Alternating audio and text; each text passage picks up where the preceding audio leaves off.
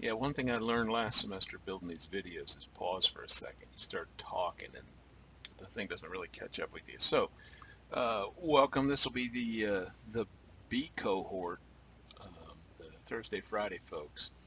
The first two chapters are going to be done via the video, and so when I get to the end of this and save it, I'll post the link in Blackboard, and we will step through Blackboard again quickly here at the beginning because there's some admin. Looking at the syllabus, and the syllabus was based on a structure of everybody taking Monday through Thursday, and of course, with the cohort setup, we can't really do that.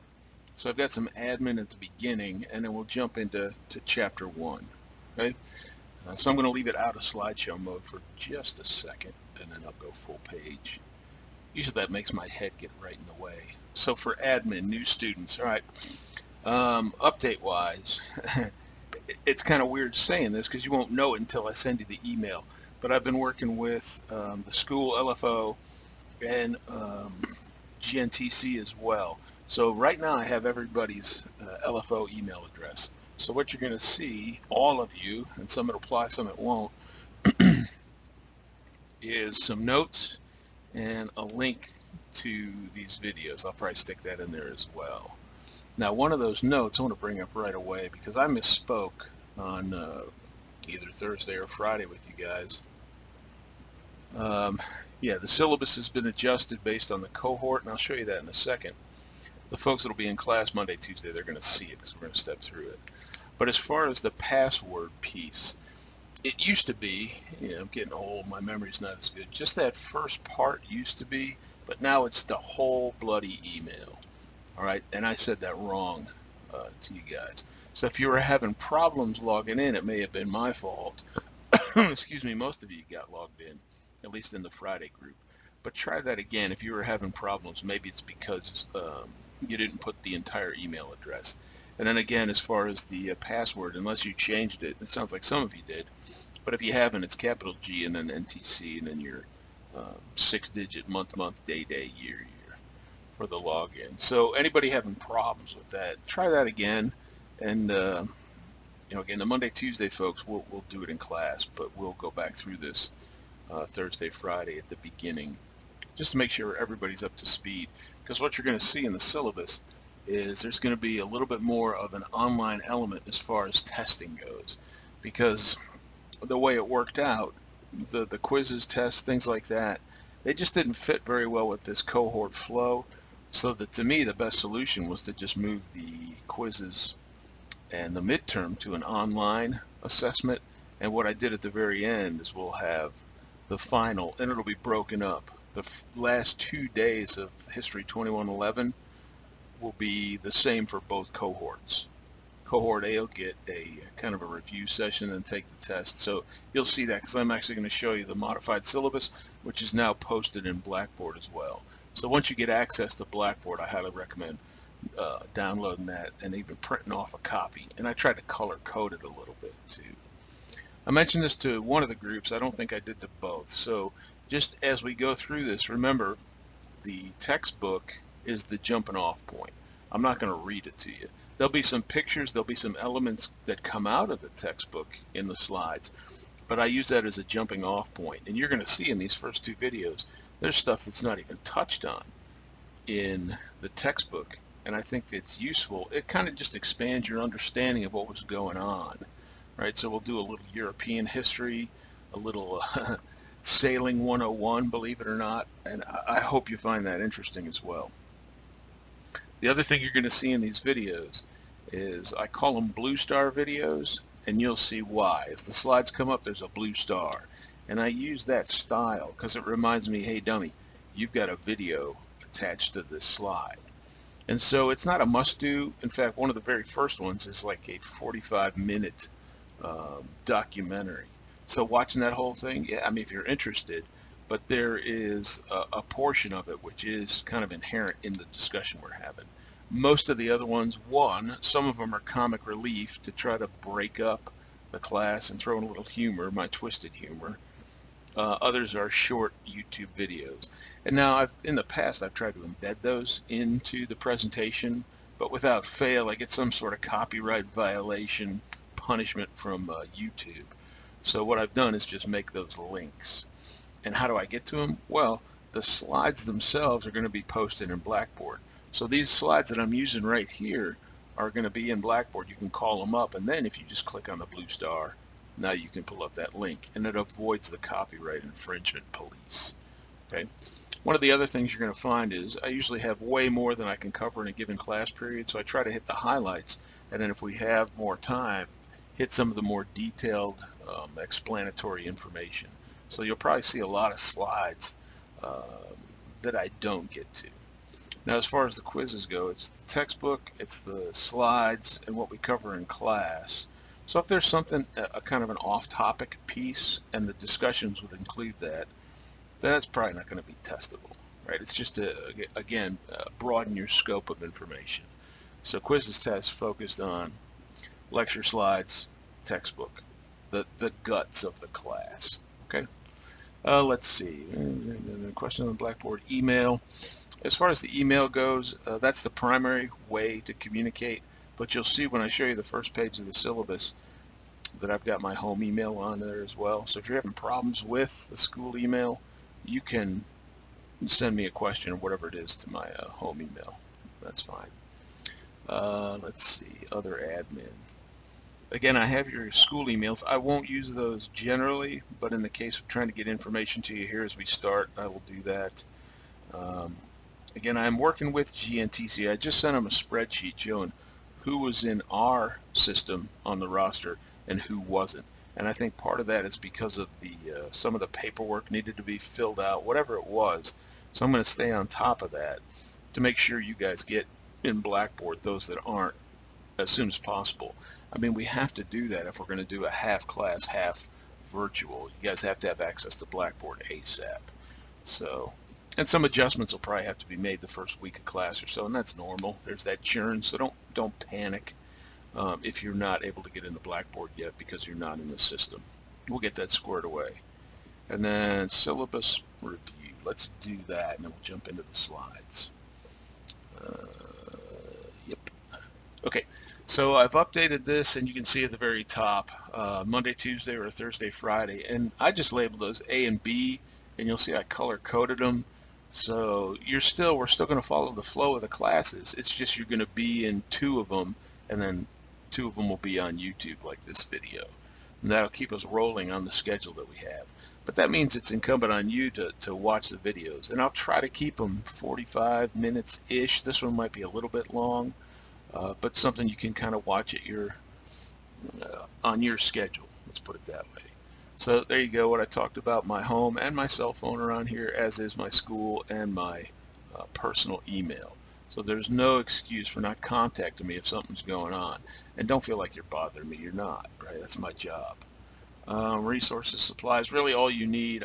I would have a flash drive to save some of my work, but Blackboard contains the textbook that we have. Ooh, nice typo. Course description, yep. Key dates, there's a couple of them. I just throw them on there, and those will match the syllabus. And it reminds me, I need to go back into that calendar in Blackboard and update that, because it reflects the old normal schedule. And just a note, if Catoosa County schools are closed, I'm just going to throw, if there's a class scheduled for that day, if it's a Wednesday, we're all in luck, I guess, right? But if it's a Tuesday, Thursday, whatever, I'll do a video for that class period. And now really everybody now is in the virtual mode for that day that there's a snow day. So that keeps us on schedule. Kind of one of the bad sides of this moving to a virtual world is we figured out, hey, snow days isn't a day off anymore. Bummer. In my day, it was much harder. We had to walk through broken glass. Let's see. And then the end of the 9 weeks, you'll see this when I get to the last page. I broke this up. The quizzes and the midterm are going to be online, and you just take them through Blackboard, and I gave a window of time for those. But the final exam is long enough, paper copy, more involved, so we're going to do that per cohort in the classroom. And that way, too, if you have a question on the final, I can try to clear it up for you. It seemed like a fair way to do it. The next bit of this is kind of what we call boilerplate. It's what we're going to cover during the class. And you guys, do you really care? No, because it's going to get covered by me and you because you're going to do presentations. So the strategies, attendance in class. When you're in class, I want you guys to be engaged. And we had a good start Thursday and Friday. And I was happy to see people speaking up. Those quiet folks, I get it, but I still want you to be part of the discussions. I may end up just calling on you to bring that out because I do grade participation as 10% of your overall grade. So to participate, you got to be there. Now, missing class, and especially if you end up in quarantine, I'm understanding of that, and we'll handle that one-on-one. So this next one, split cohort plan. This piece with the split, again, I'm going to do the classroom and then the videos associated with it, but it's still, it just naturally breaks up what's going on. Right? I'll try to explain that more here in a minute. For the virtual, for the videos, there's no way around it. You're just going to miss some of the classroom discussion because sometimes the topic will come up and we'll just go off on that for a little bit, right? What happened today? My standard question at the beginning. But at least as far as testable stuff in the guts of the course, it'll all be in the videos. And then when you're in class, we can enjoy some off-topic or, maybe not off-topic, but relatable things. What's happening today?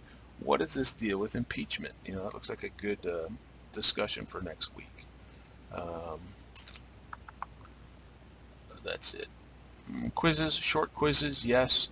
There'll be 10 to 15 questions, a couple short answers, big ticket stuff, no minutia, and they'll be online in Blackboard. So I'll set it up so it's easy to find, but it'll be in a quizzes test folder and it'll say quiz 1, and you click and open that folder, and the quiz will be there and you can start it and take it online. Because of that, it has to be open book. Right, there's some craziness going on, in my mind at least, about these monitoring systems to make sure you take a closed book. Why? The point of the quiz is to see that you understand that material. And if it takes you looking it back up to answer it, you know what? That helps put it back in your brain again. And isn't that the point? So the online quizzes and the online midterm as well. The quizzes will be a 60-minute time limit. You got to sit down and take it in one sitting, but it is open book. The midterm will be a 2-hour time limit, one sitting, open book, online. And the final, again, will be your standard paper copy, full class period, minus however much time we want to do review, 15, 20 minutes at the beginning. Okay? And that review will be run by you guys asking questions. No makeup quizzes, again. I dropped the lowest, so, life happens. But if something, emergency or quarantine, whatever, we'll work that. Constitution worksheet, I'll explain that more in class. The exams, make sure I put in here that it's online through Blackboard, yes, except the final. Paper, more on that. Team presentations, those are going to flow based on the cohort. So here's the topics I use because they're inherent in this half of the course, but it may be that cohort A is the only one that gets this one to choose. There's a couple I doubled up on. And then there's one, another typo, I better fix that, huh? This is only cohort B. Right? That's just the way it worked out with the schedule. So enough on that. Skills needed, pay attention, come to class, stay awake. There's the breakdown of grades, policies.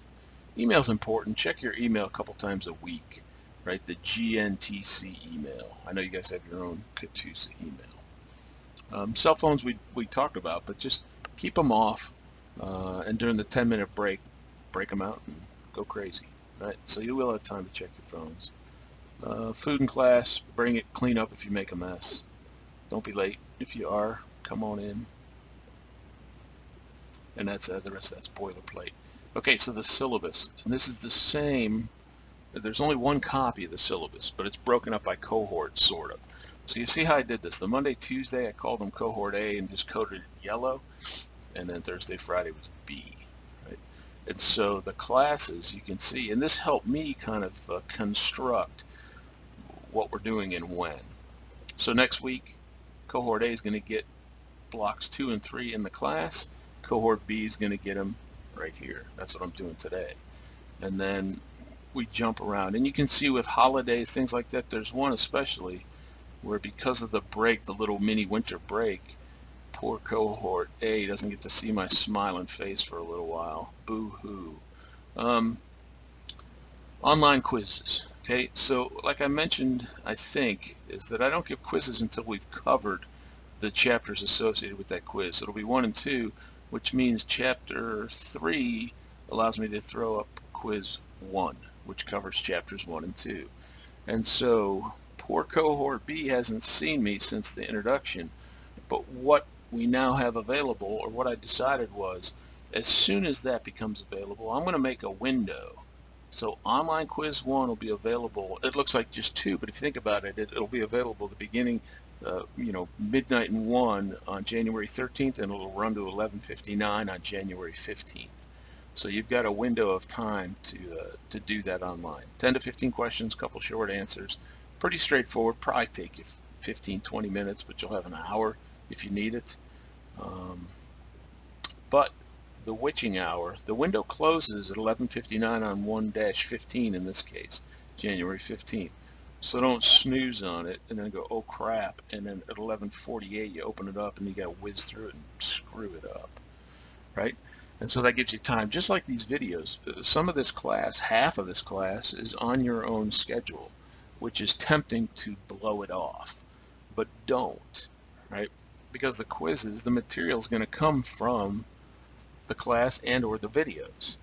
And so for cohort B, your only way to take the quiz is from what I've said on the video. Now what I do as well, because watching this a second time while you're taking the quiz, one, listen to me twice on the same subject, right, fall asleep. So what I also do is post the slides. And I would have the slides open while I was taking the quiz. Now, here's a little known fact. This works in Word, but it also works in PowerPoint.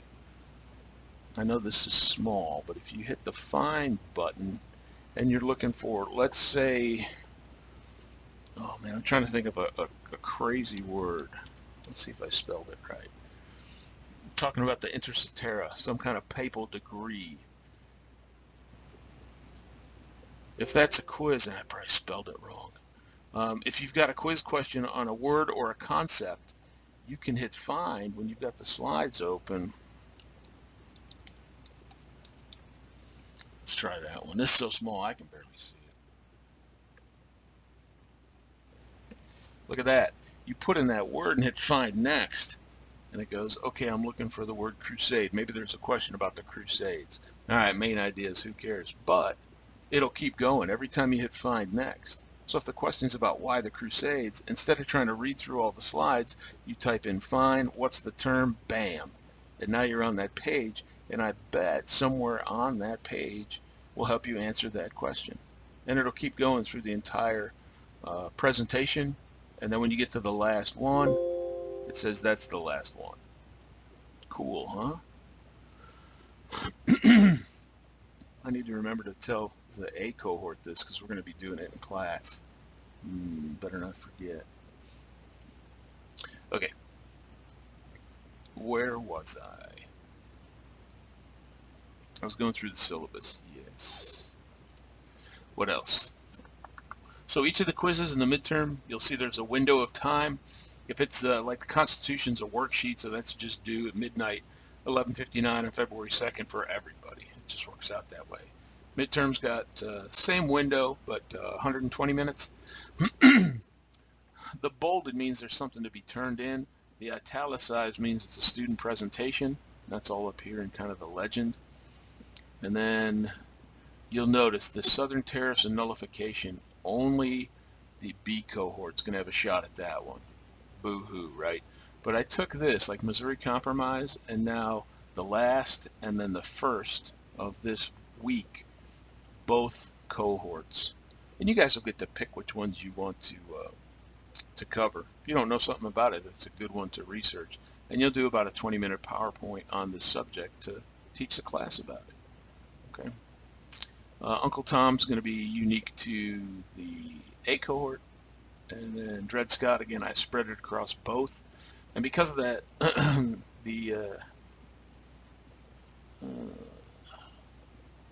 one of them, I thought I did the math wrong. I think I got to adjust this. The A cohort is going to get one additional topic. but I'll make sure they're balanced out. Right? And with 3 or 4 students, there may be some of these don't get selected, so I'll just cover them myself. So it doesn't mean we have to fill in all of them. All right. Yeah, I need to check that as well. It took about an hour just to get my brain wrapped around how to attack this cohort system. All right, enough admin time, right? You're killing me with this. So we want to jump in. Where are we at? Oh, you're 20 minutes in already. I got to speed up. I think I covered this with one of the groups, but I wanted to throw it out there as well. Just this idea of how do I read the textbook in a timely manner, 15 to 20 minutes skimming it before I come into class. And the thing to do is, one, this comes from outlining for a paper, but the chapter title tells you overall what the thesis of the class is going to be, what the overall subject is, right? Prehistoric America, the age of discovery, whatever that is. That's a little, it doesn't help a lot, but these other pieces will. So glossary, keywords. All right, bear with me, I lied. There's more tech time. Let's jam this over here so you guys can see it. What I've done, what has he done, this fool? Under lessons, all right, syllabus, that's where it lives. Each chapter is in the chapter materials, duh. The quizzes, when they become available, will be in here, and then when they're done, and I'll put a graded version so you know what the right answers are, but we'll go over them in class. Here, additional materials. What I put in there was a glossary, which is all the key words per chapter for the textbook. And again, that's going back to the spider chart. That's one of the key things. Look over, find those bolded words, or just pull up the glossary. And those are the key concepts, because the authors made it bold to grab your attention. All right. Then if you see graphics like timelines, charts, graphs, they're important. Look those over. Main paragraphs, intro and concluding paragraphs within a main paragraph with the big letters at the top. And then to me, and I told one of the groups that this got me through my doctoral program, is if there's a 28-page chapter and then there's a 2 or 3 paragraph summary at the end that summarizes the chapter, guess what I'm reading, right? The chapter summary. Now don't, look, if you're a history nut, and I know a couple of you said you were, read the whole thing, yeah. But if you've got other stuff going on, which most of us do, this is a way to be informed as you walk in the door for the class. Right, moving on. All right, into chapter 1. So I try to do this at the beginning. This comes from the textbook, obviously. Here are the 3 main subject areas for the class. And we'll have some more than others, but it gives you some reference. And it's a good point for the next class to start as, okay, quick review. What did we talk about last time? So let's jump into this. The Americas, looking at the kind of the expansion of civilization in Meso, which means central, right, Central America, in and around the Yucatan Peninsula, in Mexico primarily. A little bit about Europe because it adds context. And then the idea of slavery coming out of Africa and the beginnings of, and you know, slavery's been around as long as humanity, but as far as affecting the Western Hemisphere, especially North America. Okay, now here's how I start each class. As soon as we do, here's what we're going to talk about. I go words of the day, and some of these are glossary words, some of them aren't, but they're key concepts. So Meso is in Mesoamerica, it just means middle. Mesozoic, middle period, right? So that's all, simple as that. The idea of feudalism. To me, there's a simple analogy. And why make it more complicated than you have to? Feudalism is this structure, and you guys can read as well as I can, but if you think about sharecropping, you're kind of working the land for, in the Middle Ages, it was the lord, right? The guy living in the castle. During the sharecropping, especially in Reconstruction, it was for the owner of the plantation, whatever it was. So you're doing work, and by doing that, you get maybe a place to live in a portion of the crops. The other thing you get with this kind of system, especially in the Middle Ages, is protection. Because the lord living in the castle probably has some form of police force. In this case, maybe knights, right, to protect his area. Did he care about you? A little bit. I mean, you're the worker bee if you're a serf in this system. But he wanted to keep his property, his land, his power. Okay, so that's the kind of feudalistic society. And I think sharecropping is a good analogy. And there's some simple terms: Old World, New World. Those are the only two in the text. And then there's the third world, which just for your information we'll discuss. So the Old World is the Eastern Hemisphere. If you divide the Atlantic Ocean straight down the middle, Eastern Hemisphere, Europe, right, and Asia, Africa. So the New World, it's a misnomer. It'd been there all along as well, but it was new to the Europeans as far as discovery. So that's the Americas, the Western Hemisphere, our side of the world. And this idea of the third world, again, you can read it, underdeveloped countries. That's a much more modern term, but it generally is those with widespread poverty, corruption in the government. That's why this last January 6th was so concerning, was, oh my God, we're acting like a third world country, like a tin pot dictatorship. Okay? So, words of the day. Concepts. Different than words, but they kind of go together.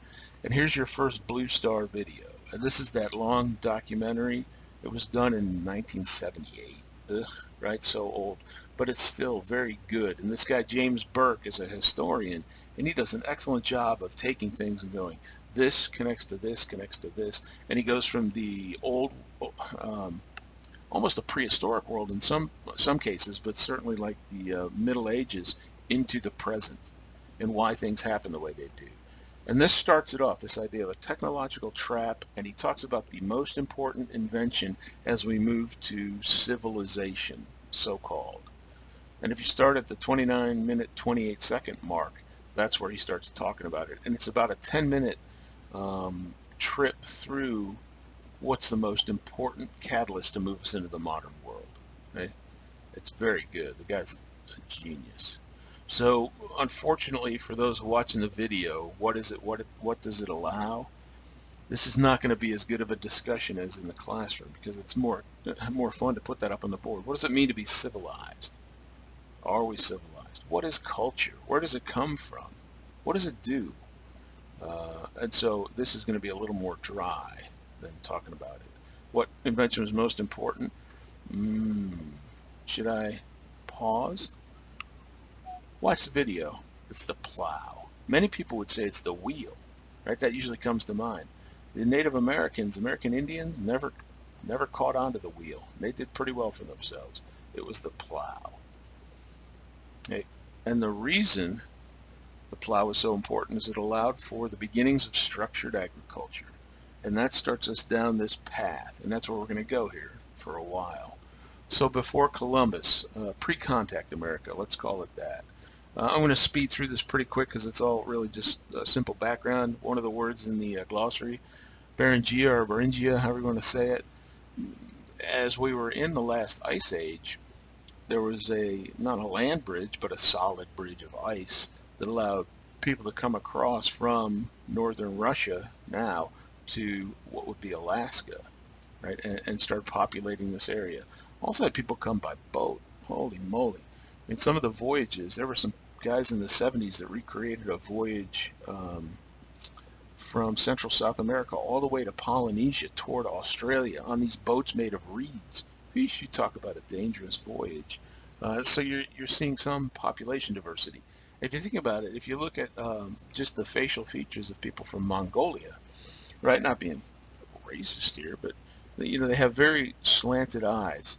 And if you look at the population of natives in Alaska, in that area, they have a very distinct, strong Mongolian kind of look to them. And that's why.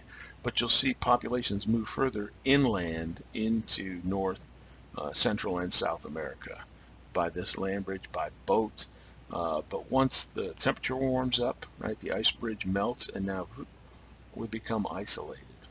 But there are people here. You know, we tend to think America was discovered by, I guess, by the Europeans, but you got to quantify it. And so these folks, these Paleo Indians, the early Indians of the country, were hunters and hunter-gatherers, right? And so what the heck is that? Well, as the name implies, they're either hunting and or gathering for food, that basic survival, the lowest thing on what's known as Maslow's hierarchy: food, water, shelter.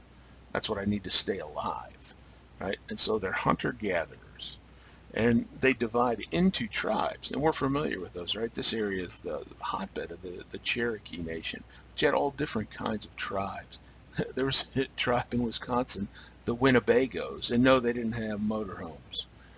So why? Why did they divide into tribes?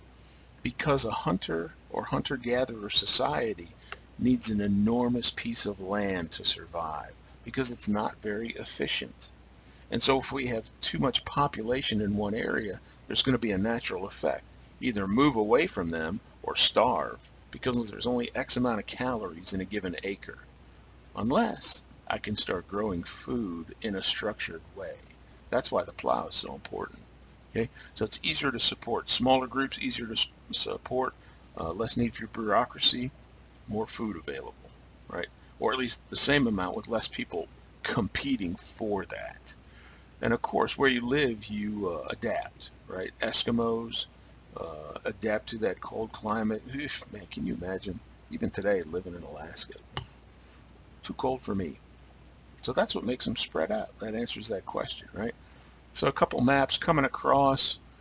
This at the time was frozen, right?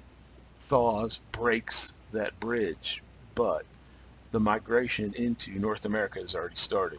And you can see there's several groups, kind of the eastern Native Americans, the southwest New Mexico area like that, and then down into this bump right here is what's known as the Yucatan Peninsula, right? Cuba, etc. And so that's where we're going to start our focus, because the beginnings of really structured, powerful civilizations, empires, start in that area, right? And just another breakdown, you can see some of the names associated with early North American tribes, and of course Shawnee, Cherokee, we recognize those. Cahokia is really in the same place now as St. Louis. And I'm going to hold a question for a second to the next map, I think it is. But there's a reason why St. Louis was both to the natives and to the colonists of this country a very important place. It's interesting, and James Burke talks about this, that there's only two places on the planet where structured developed farming kind of popped out of somebody's brain. Everybody else, including the Europeans, who certainly thought very highly of themselves, copied it. And that was in the Middle East and in Mesoamerica. They figured this out, right? So structured, organized agriculture. It was discovered. You can call it that. Bam, somebody came up with the idea. Everywhere else was copied from these two places. Pretty interesting. And so the question comes, what does a structured agriculture allow? Because now I can move away from hunting and gathering. So if I don't have to hunt and gather the whole day to survive, what does that do? Well, one, it allows me to live in a more densely populated area, i.e. what we would call a city. And with cities, now I have more potential power to maybe go take over other areas in and around my city. Becomes a city-state. What we would even call a country, perhaps. What else does it allow? If I was a hunter-gatherer and now my culture, my civilization, has people dedicated to farming and I'm not one of them, what do? Just sit around all day? It allows people to specialize and go into other areas of the culture, of society, really. And so that's new and different as well. And this is from Mesopotamia, right? Mesoamerica, we said, was middle. Mesopotamia, middle water. It's the area between the Tigris and the Euphrates, where Baghdad is, right? And this was kind of the breakdown of their society. And so you can see what this does, right? The low end, always, no rights. Then you've got merchants, farmers, agriculture, government officials, nobles, priests, kings, kind of the upper nobility, the power structure of that area. And I hope that makes sense, because now, if we're not all farming, we've got the ability to do other things. Merchants, farmers, craftsmen, making things. But there's one group that's missing from this. And let me jump ahead one more. Here's the map, and if I don't get to it, I'll come back to that, because that one group missing out of the pyramid is important. And you can see the population density. This is a rather old chart, but I like it because it shows very low to no population. Why? One, because it's bloody freezing cold up here. But two, think about these areas as opposed to, excuse me, as we get into these darker areas. Why? Access to water. One of those three things with Maslow: food, water, shelter. And so if I have access to clean, relatively drinking water, I'm going to have a higher population. Kind of makes sense. It didn't. All right, so let me go back to the pyramid just quickly. The one piece that's missing, and you might want to, I guess you could categorize them here, probably under government officials, is now I can have the warrior class, the defenders of the realm, to go out, one, either to defend my city, state, kingdom, empire, or to maybe go out and take other people's and bring it under my control as King Mike, right?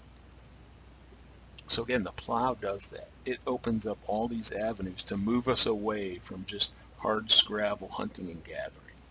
All right, so stepping through the early American or Central American Indians. Again, you can see here's the Yucatan Peninsula, that bump I was talking about, and it starts off with the Olmecs, which are pre birth of Christ era. Just a side note, sometimes you'll see in history books this idea 200 would be BCE, and what they use there is the before the Common Era, and it's the same delineation, before and after the birth of Christ. So I guess it's just less religious based. So you've got the Olmecs, and they start out in kind of the crotch of the Bay of Campeche, Gulf of Mexico, that area, and they're around till just before 200 BC. They tend to fall apart and scatter, as most of these ancient cultures do. Question is why, right? And this is just an aside. I throw it in there just to round out your information. I don't have them on here, but that was where the Olmecs were, right up here in that crotch of the Gulf of Mexico. Then we're going to talk about the Mayans and Aztecs. If you hear about the Incas, that was a South American tribe. It's not really germane to this course. But just so you know where they were. So you've got Machu Picchu is their capital. When we get to the Aztecs, boy, that's a honey of a word, Tenochtitlan. Hard to say, right? That was their capital. Now Mexico City, basically. Does this look familiar? Again, think about it. These cultures are separated by half a world, half a globe, giant oceans. How did they come up with, my head's in the way, almost the same idea or concept? Because doesn't this remind you of the Egyptian pyramids? Getting closer to the sun god, perhaps, that there was that common thought. But temples to the gods. And the gods are part of the reason each of these cultures disappeared, believe it or not. It's not that they were angry with them. They thought they were. So this development of civilization, some of the elements of writing, urban life, division of labor, that class structure, people doing different jobs, so we're not all doing the same thing. Right? And some kind of governmental organized control helps to develop a civilization or keep it glued together. Right? I always hit the wrong button, so I'm just going to be rude. Because if I hit stop, then I end up with 2 or 3 pieces to this whole thing. And so you see some of those divisions in the Mayan culture. Calendar, why is that important? Because it affects the growth of crops when you're talking about structured agriculture. When to plant, when to sow. In Egypt, it was especially important knowing when the Nile River was going to flood. And that helped the crops grow. The area around the Nile just blooms. It's green, surrounded by desert. Okay? Structured farming provides artists, priests, warriors, that class structure. So the Olmecs kind of disappeared and scattered to the 4 winds. That's a little bit less clear historically because it was so old, but likely the same forces were at work. So we see the Mayan culture end about 900 AD. Why? Right? Part of it has to do with climate. Sometimes climatological changes will either move or help end a culture. And people just go off and start fending for themselves. And maybe they coagulate somewhere else, which is sort of what happens here. So you've got that. You've got fighting. War is expensive. I don't care if it's modern or ancient. It costs blood and it costs treasure. So people and riches, whatever that's defined as. Money in this case, back then, it could have been stuff they held. Agriculture, stored grains that'll get you through the winter or the wet period or whatever it is. It's almost akin to money, isn't it? It's valuable. So that, and then sacrifices to appease the angry gods. You start killing people to make the gods happy. It's kind of like a suicide bomber. It's one-time use. Okay?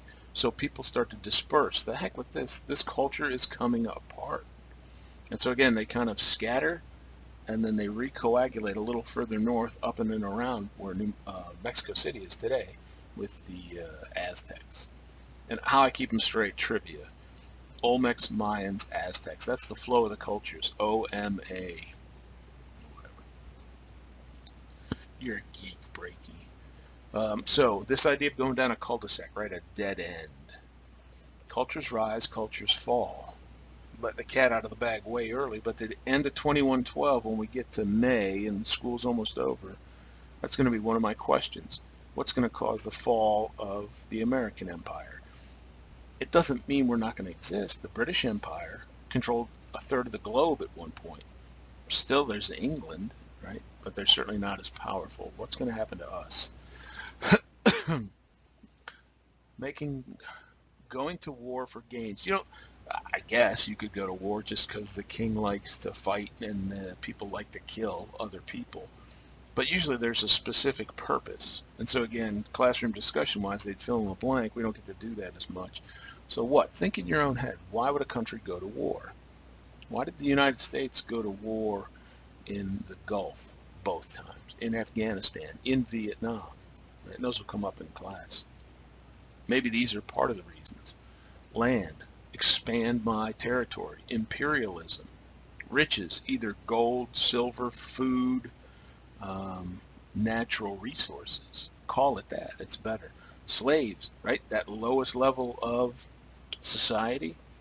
Slaves. Help them do some of the nug work, right? The stuff nobody else wants to do.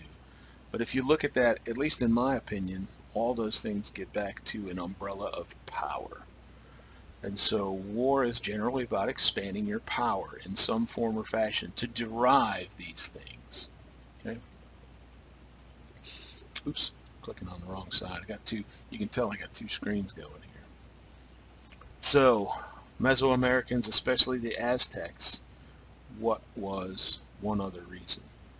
Well, part of the make war, in the idea of making war against your own people, or better yet, what if I go take an area not in the Aztec realm, go and capture some of their folks, make some of them slaves, take their land, take their resources, and the rest of them, guess what? That's a repository of sacrificial people. Nice, huh? But that way I'm not killing my own folks. Again, this, you can see there's a finite limit to a culture that exists in that fashion. Now, would the Aztecs have lived longer? Probably, because there's another piece that kind of adds to their demise. Sacrificing those captured. Better than my own folks, absolutely. There you go, there's a nice picture for you. Cutting out the beating hearts of sacrificial victims. Nice. So the Aztecs, and you can see that the fracturing of the Mayans in 900, slowly, some of them kind of regather in this area, and by the time we get to the 1500s, they have a full-blown civilization up and running. Okay? From the Gulf of Mexico to the Pacific, you got to pay tributes, right? We're the big boys. We're the big men on campus. So you got to pay tributes to us, which increases their wealth, which allows them to do more things, maybe grow their military. And so they built this place, Tenochtitlan, Lake Texcoco, which is Mexico City. And look at the population growth. That's massive, right? And so these aren't Blue Star videos. They're links to a place where it actually helps you pronounce crazy words. So when you guys do presentations and you've got a word you don't know how to pronounce, go to the free dictionary and have it pronounced for you by God, right? That voice out of the speaker. And so you know what you're saying. Oops, again, wrong side. Huitzilopochtli. Whew, that's another good one, right? That was the main god, and that's what that other blue star is, how to say that bloody name, okay? But continued the human sacrifices. But what happens? Montezuma starts to fear the end is near, and that's heralded by seeing comets in the sky. Some of these may have been just falling stars, right, a meteor shower, but certainly one of them was a comet, and he thinks, man, that's impending doom. For whatever reason, he thought the end is near. And in fact, it was. Right? So here's your Tenochtitlan, well-planned, clean, tidy. That's one of the keys for having a civilization, is having somebody pick up all the junk. Wait till we get to the big cities of America of the late 1800s. Ugh, what a dump they were. Right? And believe it or not, some of these floating gardens, look, a trash system. Holy moly. Aqueducts for fresh water. Structured agriculture for food. I've just met all three of my survival criteria, so now I can work on other things. I'm not just scrabbling to survive. Slaves, of course, did all the legwork. And these floating gardens can still be seen in Mexico City. So that's what they look like. Kind of neat, huh? That's a remnant of the Aztec civilization. So let's jump to Europe now. Boy, yeah, we'll be lucky if it's in an hour. A lot of tech time at the beginning. What's going on in Europe? Well, we have the beginning of what's called the Dark Ages is typically delineated by the collapse of the Roman Empire. So that ancient Roman Empire collapses, the overall control that they had over Europe fractures, and so without that, you have individuals retreating to different cities, different states. And that's where this feudalism comes in. Again, back to that idea of sharecropping. I've got a king or a lord over this area, and I'm going to farm for him. I get some of the food to keep me alive and maybe some protection from him. Because you can see, if I've got a bunch of little city-states all over the place, there's a lot of potential for warring, and of course that happened. You've got the church, it's extremely powerful still, right? The Catholic Church with the Pope at the center. And he's so powerful he controls the afterlife, right? And then you have these leaders, monarchs. And one of the things they hang their hat on is not only am I sanctioned by God, it's known as the divine right of kings, that I, King John of England, I am actually related to God. And so what I say goes. And I say, chop off your head. You don't have any recourse because, look, man, I'm linked to God. And so that's where fear, right? Power related to God. You're unassailable at that point. But we're going to see some chinks in that armor start to develop. That the king slowly starts losing power. Okay, so a Blue Star video. These are gag ones just for fun. Monty Python's an old English comedy group. Most people think it's stupid. I think it's funny. At least most younger people would say that. So you've got that area, the Dark Ages, between the collapse of Rome and the beginning of the Renaissance. So a long period of dark, cold, disease-ridden times in Europe, including the Black Plague. A third of the people in Europe die. And so here's that breakdown of feudalism. I don't have to go through it again. I think we have, right? That you've got the lords and the serfs, the worker bees, working on the land for them. Now that last piece, the Catholic Church, is the big man in town, right? But we won't see the development of Protestantism and then eventually Anglicanism, the Church of England, for a little while, right? And so the Catholic Church, powerful with the Pope controlling the afterlife, but also collecting taxes, tithes, right? 10%, that's where that comes from. So they're rich and powerful during this period. Here's a chart of the temperatures. I said it was cold. That adds to the harshness of the so-called Dark Ages. Right? You come out of the Roman warm period, it's cold, a little bit warming up, cold. Usually during these cold periods, things don't happen as well. Diseases are more apt to run rampant. We're all stuck inside. And now we're in this modern warm period. with the ascension, the help of global warming and human activity, certainly. Yeah, this one's just pure discussion, so there's nothing I can do here. The idea is, are we serfs to the modern powers of this world, powers being economic powers, right? The Bezoses. Are we any different than the serfs of old? Interesting idea to think about, right?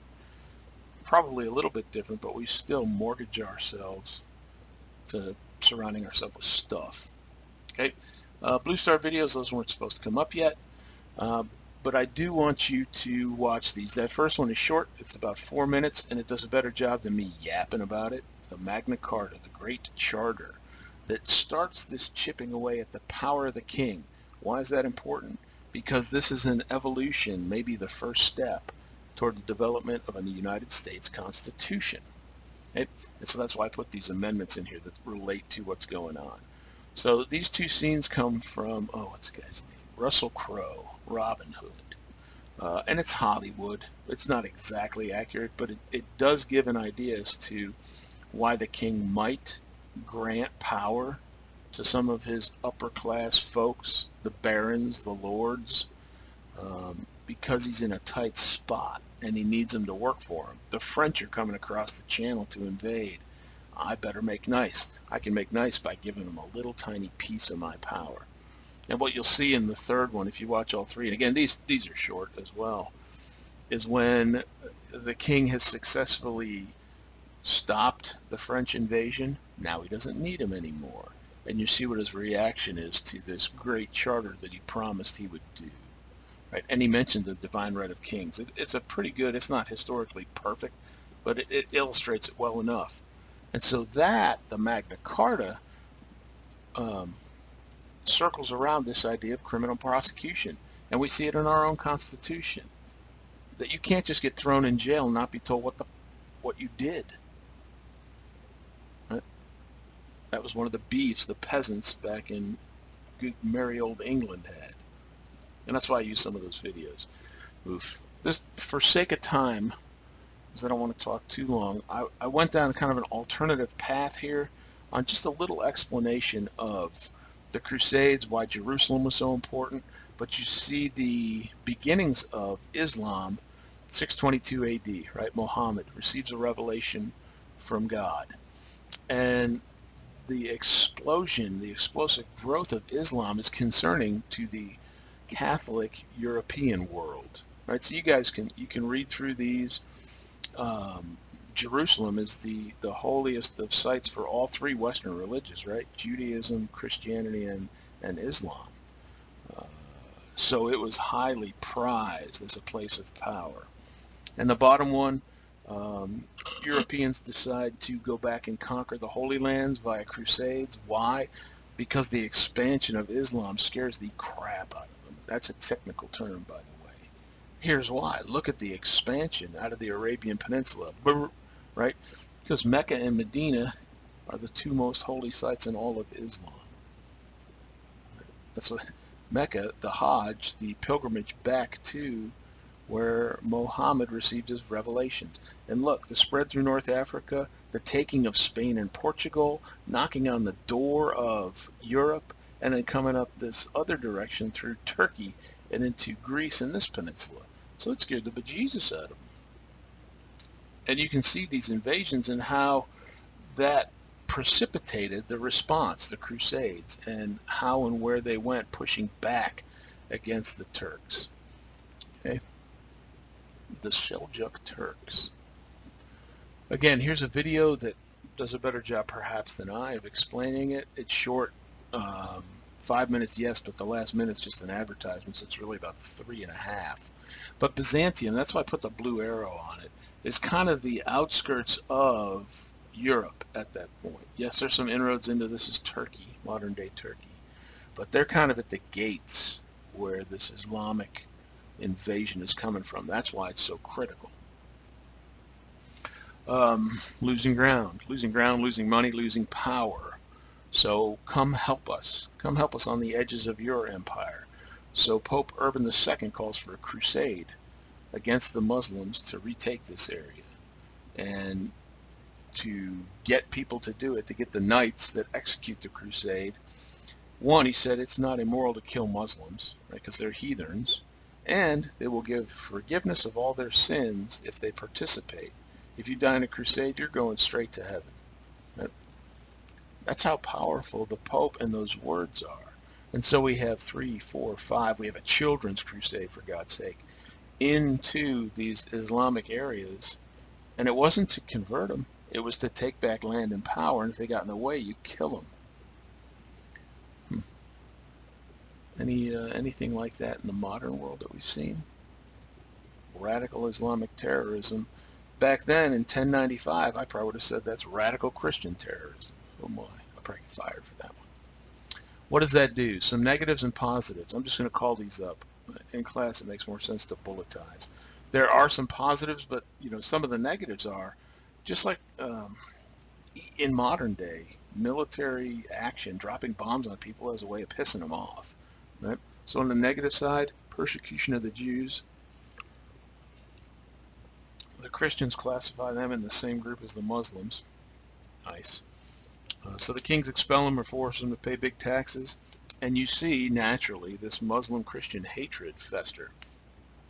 Is it any wonder? Right? On the positive side, though, at least on the economic front, it's expanding trade between Europe, the Middle East, and the Far East, right, with Marco Polo. Not in the pool playing a game, but actually going to the Far East. And when he brings these things back, silks, spices, porcelain, the Europeans get a strong taste for those things. I guess their food was awful. Heck, when I lived in England, the food was awful. And so we're moving things across what's known as the Silk Road. And that'll make more sense here in a minute. But it's long, it's costly, it's dangerous. There has to be an easier way to get this stuff because there's so much money to be made. Everybody wants these silks and spices. Yes. Can we get a direct water route? That way I don't have to fight with folks on the Silk Road and have stuff stolen or have to pay taxes as I go through country X, Y, Z. So there's your graphic of, and you can see, oh, by the way, these are the Himalayan mountains, right? So not an easy journey. And yes, there were some oceanic water routes, but even with those, I had to come across different areas. And guess what? The tax man's waiting here, or I'm getting ripped off here or here.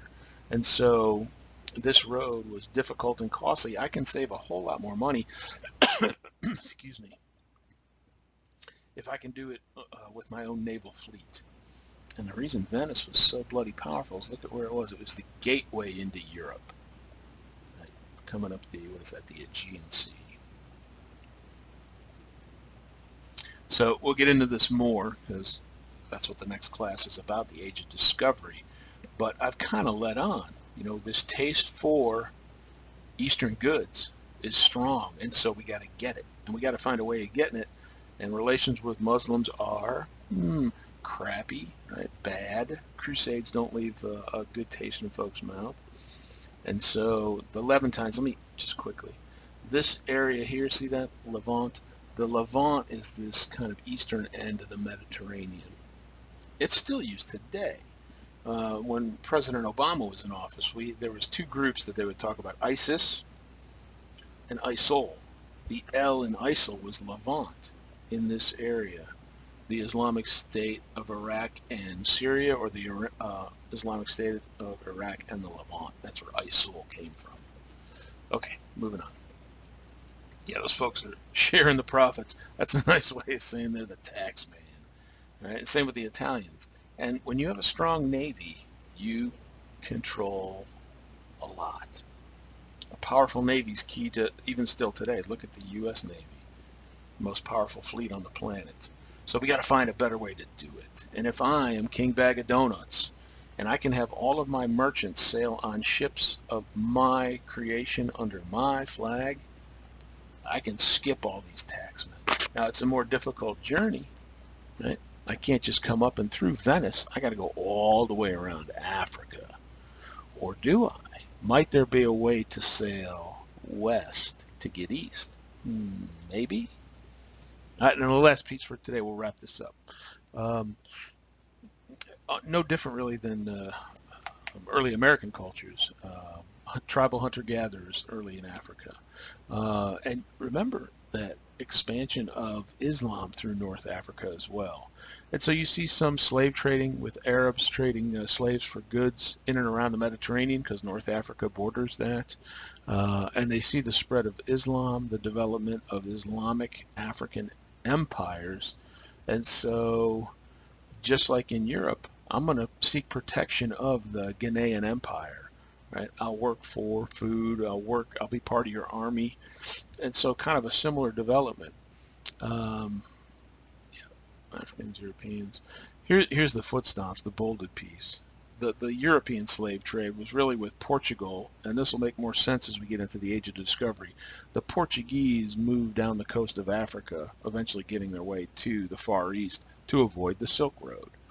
And so they start this slave trade, that I can capture slaves and trade them for goods. Right? Brought there. And it expanded greatly as Europe discovered and then started populating the New World, right? The Western Hemisphere. And so here we are. There's so much land, albeit there's people living here already called Native Americans.